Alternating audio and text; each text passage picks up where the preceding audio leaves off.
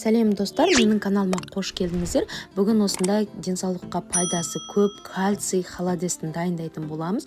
Өте дәмді әрі ерекше болып шығады. Жылда біз қыста дайындаймыз. Ол үшін бізге осындай сиырдың сирақтары керек. Жақсылап жуып, тазалап, артық нәрсесін барлығын алып тастаймыз пышақпен. Сөйтіп бетін жауып қойып қоямыз. Пока қайнап көбігі шыққанша мына жақта заттарын дайындап аламыз. Осындай гвоздика керек, тұз, қарабош, лавровый лист, сәбіз және пияз керек. Пиязға гвоздиканы осылай жан-жағына тығып шығасыздар. Бұл гвоздика холодеске өте ерекше дәм беріп тұрады. Осылай барлығын алғаннан кейін жаңағыдай қазандағы көбікті алып аламыз. Одан кейін барып тағы таза сумен құясыздар да, одан кейін қайнатасыздар. Ол жер енді түспей қалыпты. Одан кейін дәмдеуіштерді, етімізді, сәбізімізді, тұзымызды және лавровый лист, пиязымызды барлығын салып, тағы да бір 40 минутқа қайнатып аласыздар. Мінекей осылай қайнау керек, жақсылап бетіне майы барлығы шығып. Одан кейін барып пиязымызды алып тастаймыз біртіндеп. Сосын сәбізімізді аламыз, дәмін барлығын көресіздер. Мына жерде яғни чеснок қоссаңыздар болады қыздар. Мен чеснокты енді ұмытып кетіппін. Қараңыздар, одан кейін 1 сағат, 1,5 сағатқа қайнатып аласыздар. Еті өстіп, сырғып, керемет болып, жұмсақ болып пісу керек. Қазаннан бөлек етін алып аламыз да, барлығын мясорубкаңыз болса мясорубкамен, немесе қолыңызбен, қалай сізге ыңғайлы, солай жақсылап майдалап турап аласыздар. Мінекей сорпасы осындай дайын болды. Енді осының барлығын сирақтарынан алып, еттерін қараңыздар, жұмсақ өздері іркілдеп, жаңағыдай сырғып шығып жатыр ғой, әдем болып піскен да. Жақсылап майдалап енді мен қолыммен турадым.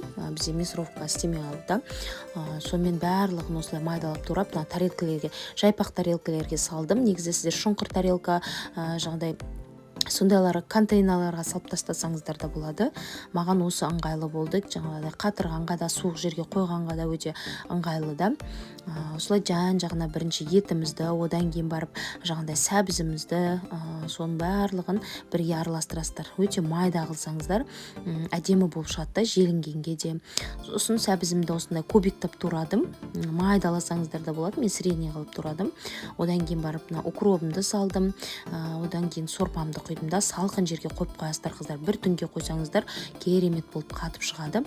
Бұл холодес білесіздер, организмге, сүйектерге өте кальций, мысалы кальций жетіспей жүрген балаларға көбінесе осы холодесті істеп берсеңіздер болады. Мінекей қатты, өте дәмді, ерекше, сочный болып шықты. Менің холодестерім дәл осы рецептпен жасап көрсеңіздер болады қыздар. Бір жасағынан ерекше болып шығады ғой.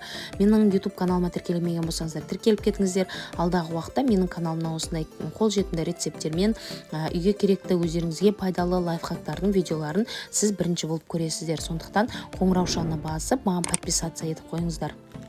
Қазақша контенттің дамуына, менің каналымның дамуына үлестеріңізді қосып кетсеңіздер, мен қуаныштымын. Және де өздеріңіздің пікірлеріңізді жазып кетіңіздер. Сіздер қалай жасайсыздар холодесті? Мен осылай жасадым, қараңыздар, қандай керемет іркілдеп, сочный болып шықты ғой мен холодестерім. Өте дәмді, үйдегілердің барлығына ұнап, барлығы риза болып жеп қойды. Бір күнге де жеткізбей барлығын жеп тастады. Сіздермен болған Әйгерім. Менің каналыма тіркелуді ұмытпаңыздар.